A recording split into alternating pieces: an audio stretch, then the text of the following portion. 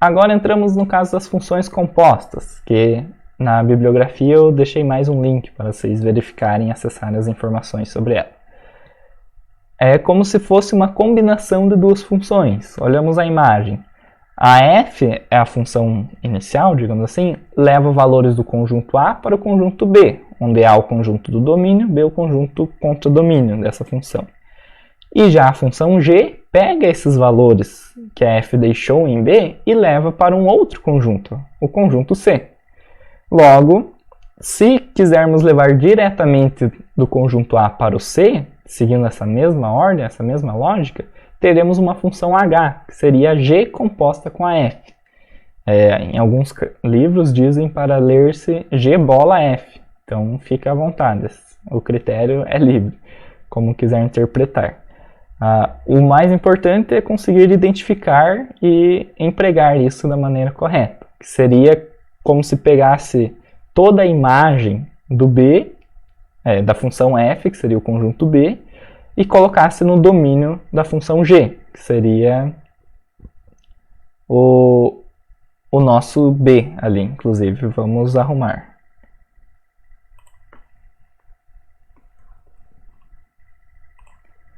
Isso, que seria esse nosso círculo do meio, né? Que seria o conjunto final da primeira função e inicial da segunda função. Função injetora. Cada elemento da imagem y pertencente a B somente possui um único correspondente x pertencente a A, tal que f de x é igual a y. Então é como se fosse aquela definição equivocada de função que a gente pode confundir no começo. Mas já que todo valor, para cada valor de x tem um valor de y, então o contrário também é válido, somente em casos de funções injetoras. Nem todas as funções são injetoras, então nem todas as funções seguem essa regra. Mas nesta em específico, todos os elementos do domínio apresentam imagens diferentes entre si. Então é como se fosse uma única flechinha chegando nos elementos da imagem. Um único valor que chega lá, mas só porque essa função é uma função específica, uma função injetora. Para fazer um teste, verificar se uma função qualquer é injetora ou não, vamos traçar uma reta horizontal, no caso essa em rosa no diagrama.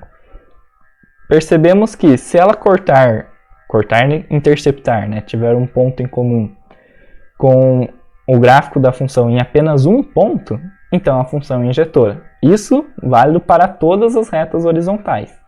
Caso alguma reta, pelo menos uma reta horizontal, interceptar em mais de um ponto, em 2, em 3, no caso das parábolas, por exemplo, que interceptam em 2, daí não teremos uma função injetora, pois para dois valores de x diferentes, temos o mesmo valor de y correspondente, o mesmo valor de f de x.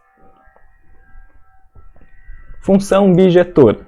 É uma função injetora e sobrejetora ao mesmo tempo.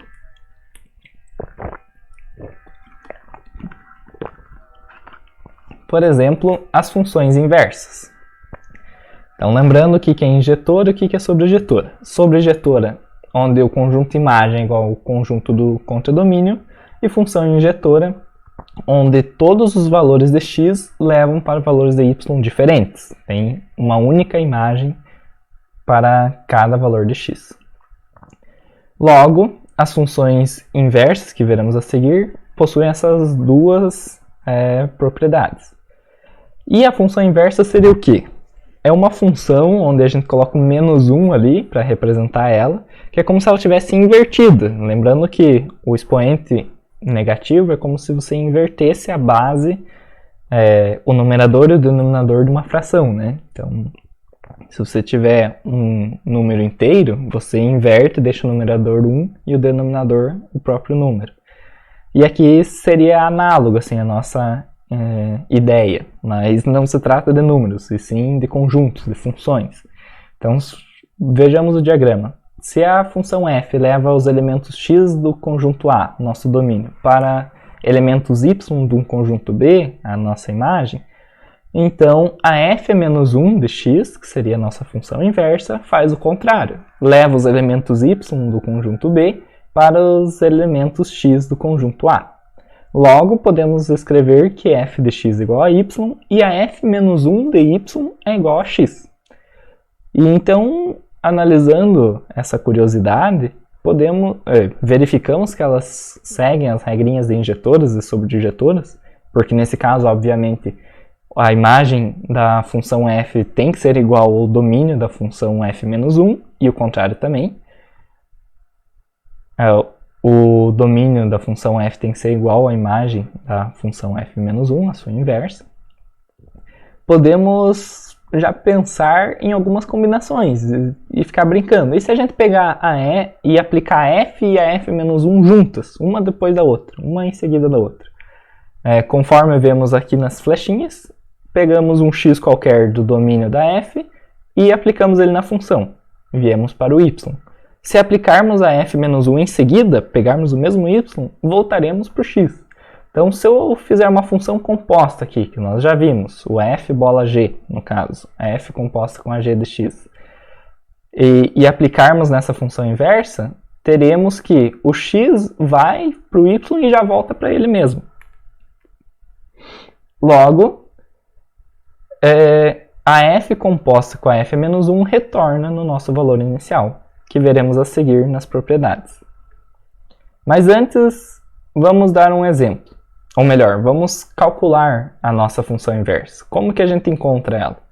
A gente pega o f menos 1 de x e coloca no lugar do x. E da mesma forma, a gente tira o f de x da nossa função e põe um x no lugar dele. E dessa forma, isolamos o f de x e achamos a nossa nova função. Isolamos o f menos 1 de x, né? Vamos só colocar aqui. Como vamos ver nesse exemplo? F de x igual a x ao quadrado menos 9. É uma função parabólica. De segundo grau. Logo, o x vai ser substituído pela f de x e a f de x vai ser substituído pelo x. Onde a nossa nova função vai ser a inversa. Então, vamos chamar de f menos 1 de x. X igual a f menos 1 de x ao quadrado menos 9. Somamos os dois lados da equação por 9. Ficamos com x mais 9. É isso mesmo? Aqui tinha que ser um mais. Desculpem.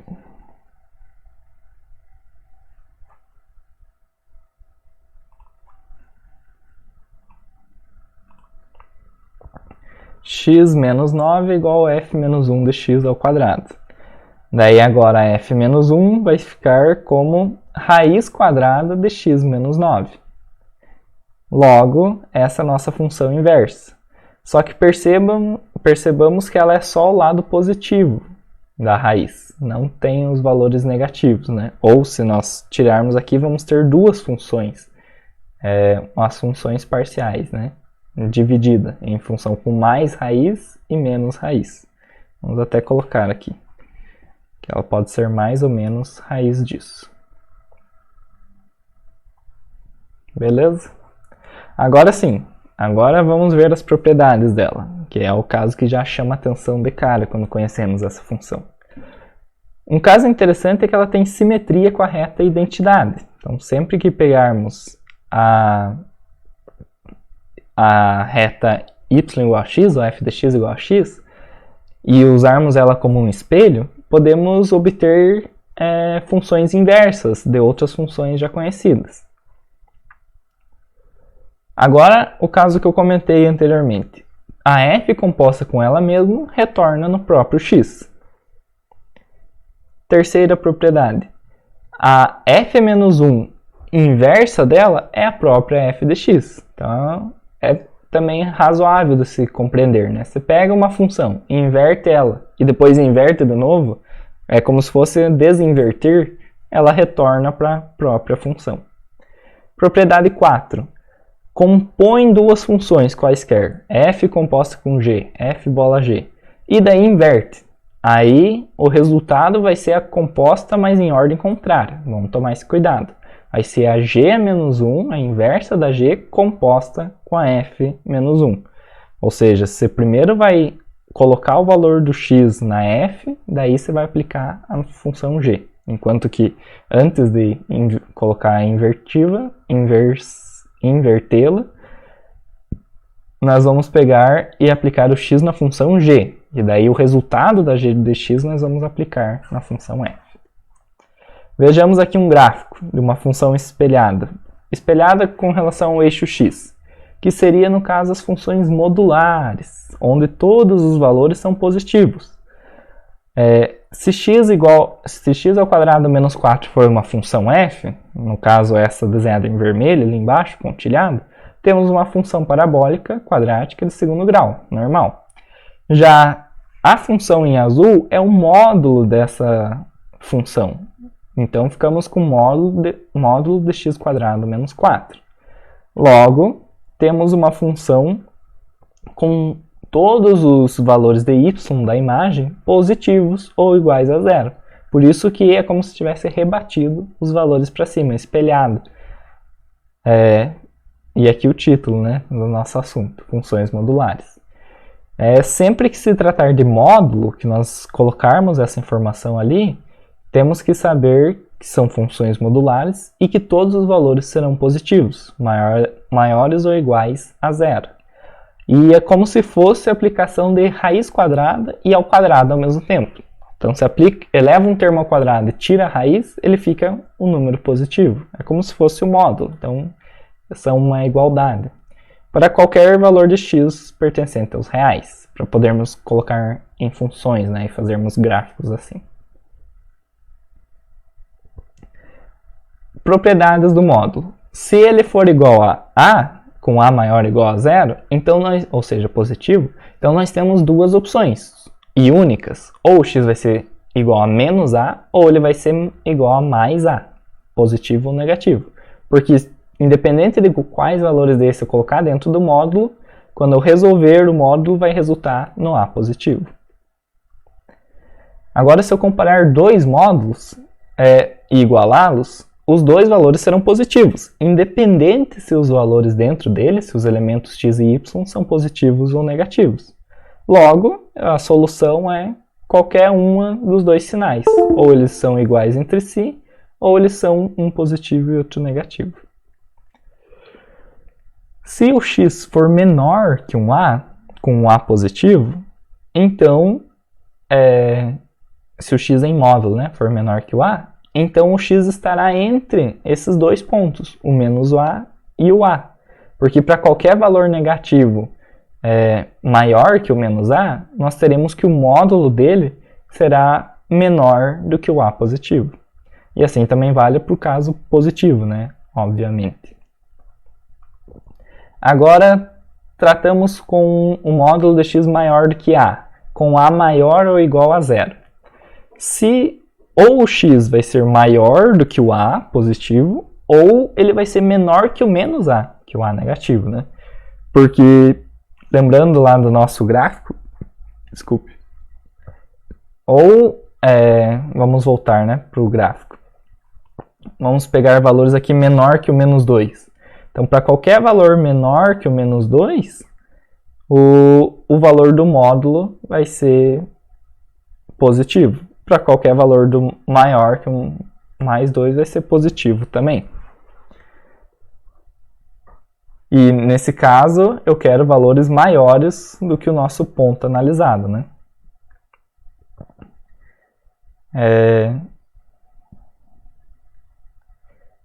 Vamos pegar lá no nosso gráfico, já que estamos aqui, um outro ponto, ponto 6 aqui, por exemplo. Supomos que o a é igual a 6.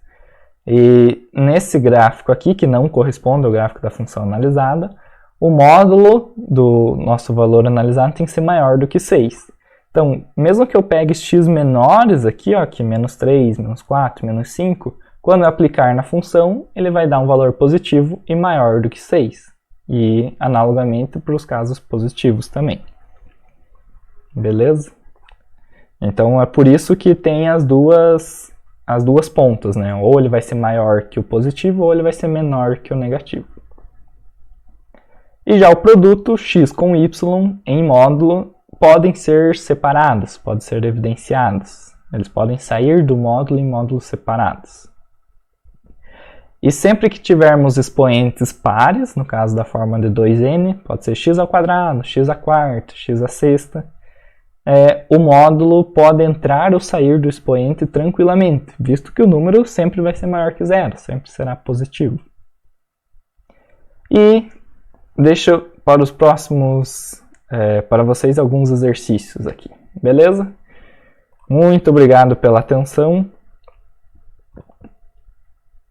Acho que seria isso por hoje. A aula foi, acho que meio que curta, meio resumida. Quaisquer dúvidas, entre em contato comigo. Abraço e até a próxima. Fiquem com Deus.